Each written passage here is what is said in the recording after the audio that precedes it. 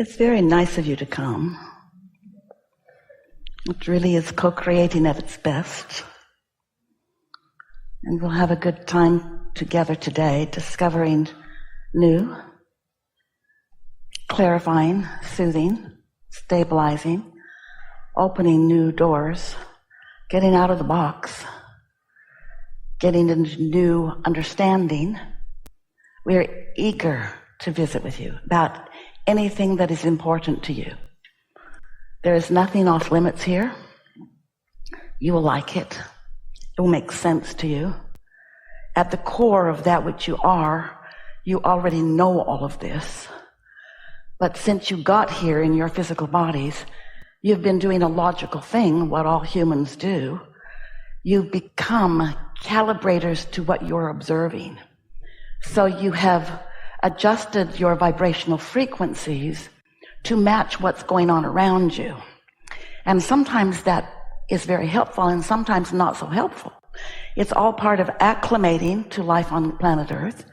It's part of the process of becoming. You knew it would be like that when you decided to come into this body.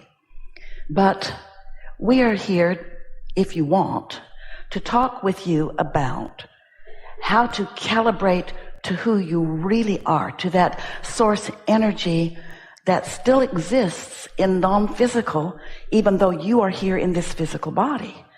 We call that your inner being, your source.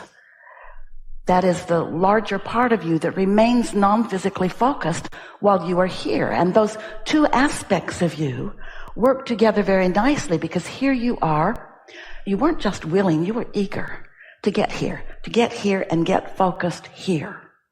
Because you knew that the variety that surrounds you here would stimulate you, brilliant, worthy, specific you, would stimulate you, inspire you to more than was already here when you got here.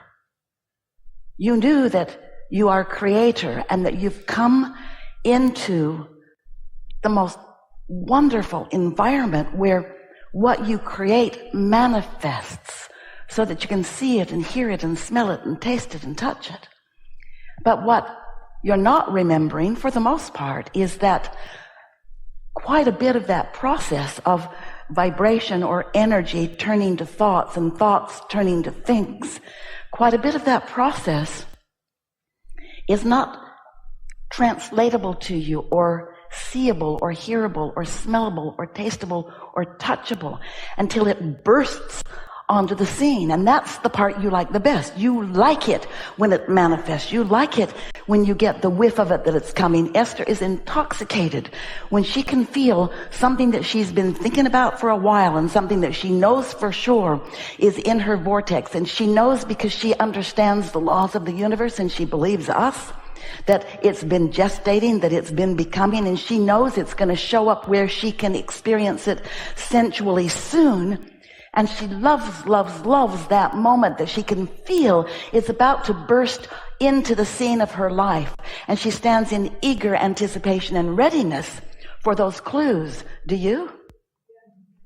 And so we know you like it so much when it manifests. And oh, that's the time to turn on the gas, isn't it?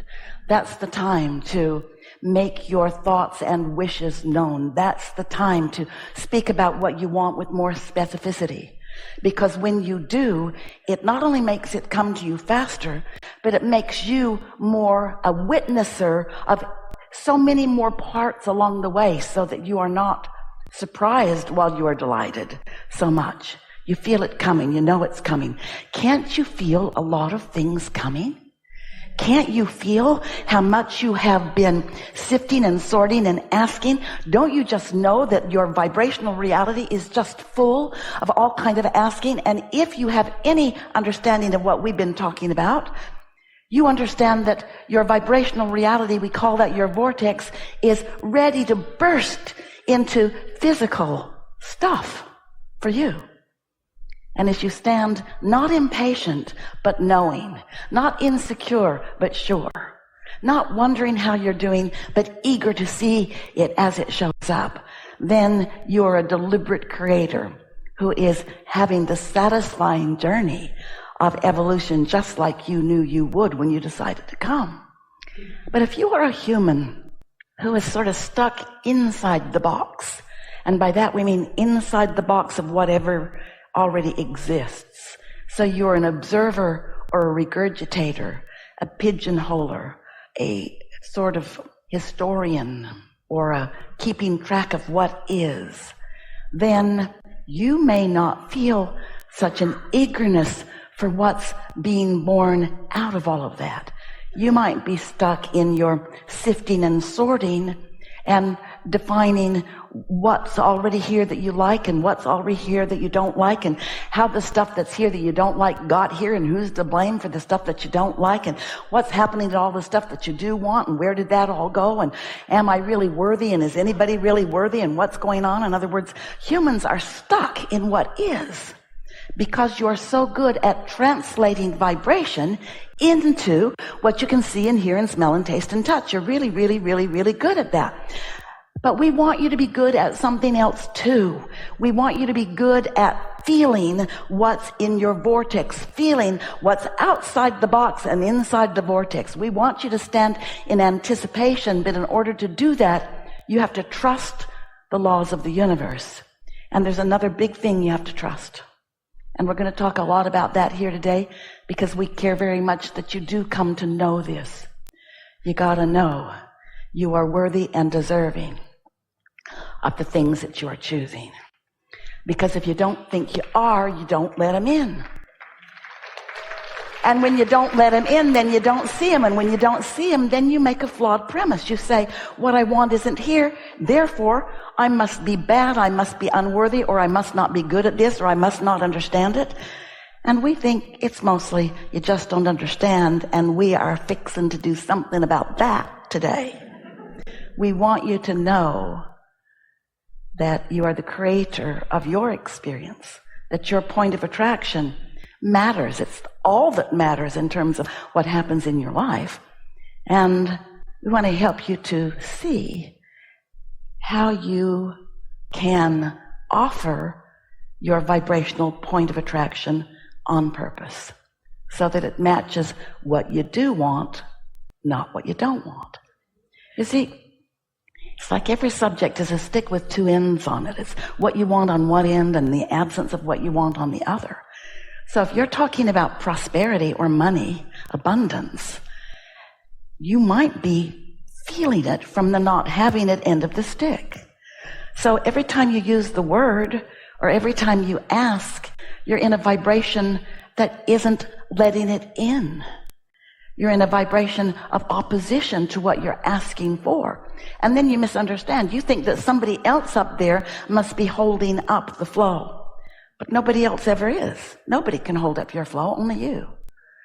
But if you don't know how you're doing it, then you might keep doing it without knowing how you're doing it. And pretty soon you've got this pattern of not expecting good things to come to you when you've got a pile of them ready to explode into your experience. If you could just find just a different mood and attitude, just a different expectation, just a different belief in who you are. If you could just know the value of you and let that dominate. Most humans, we love you so much. You know what's coming next. Most humans calibrate to the humans around them. So an analogy that we've been using recently that feels effective to you, it's as if you're walking around with a bag of marbles. And this bag of marbles, magnetic, attractive marbles, represents every thought you've ever thought, but all of them are not active right now. So all of them are not actively attracting, but they could wake up. You could have an experience and cause them to become active again, and then it starts showing up. You see that, don't you? You're not thinking about something for a long time, and then you think about it, and then everywhere you go, there it is. That's because you activated it. Whether you meant to or not, you did. Well, everybody else is walking around with a bag of marbles too. And when you come in the proximity of one another, even when you think about each other, your marbles activate, and then if there are matching marbles in their bag, because law of attraction is very precise, their marbles light up too, and then you have a relationship based upon active marbles. So let's say, for example, that you decided that you wanted something and you are fairly frisky in life. You haven't been beaten down by your constant looking at the absence of what you want yet. And you begin making a statement about something that you want. And because, let's just say in our analogy, you're on your own, you're floating free, there's nobody around you, your helicopter mother is somewhere else, your peer group pressure is off peer grouping somewhere else, and you're just feeling kind of high and excited about this idea. And in that feeling, your idea is evolving. It's already fully manifested because when you ask for it, it became a vibrational reality. When you ask, it is given. Someone should write a book. But you've got to find vibrational matching with what you've asked for, or it cannot come into your experience. So here you are, frisky. You've got your bag of marbles. You're not really thinking about that, but you're thinking about this new idea. And when you think about it, it feels good. You like thinking about it. It feels good. So then somebody you know shows up and you tell them about your idea.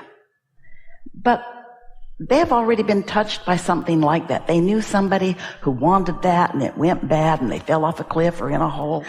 And so when you tell them about your idea, before you have fully developed it, it has enough power that it doesn't matter what anybody else thinks, they might say something that might activate another marble in your bag. And so you go from a feeling of certainty to a feeling of, well, still it's really probable that I could get that. But as they talk longer, then it feels maybe possible. And by the time they're done with you, you're sure it cannot happen. Because you took on contradictory thoughts and you did not hold yourself pure on the vibration of what you want. It is simple physics. That's all it is. Everything in your universe is precise. And once you get a handle on what a pure thought feels like to you, it feels like love and appreciation and exhilaration. It feels fantastic. It feels like happiness. It feels like jumping and running and skipping and bouncing. It feels like yes, yes, yes, yes.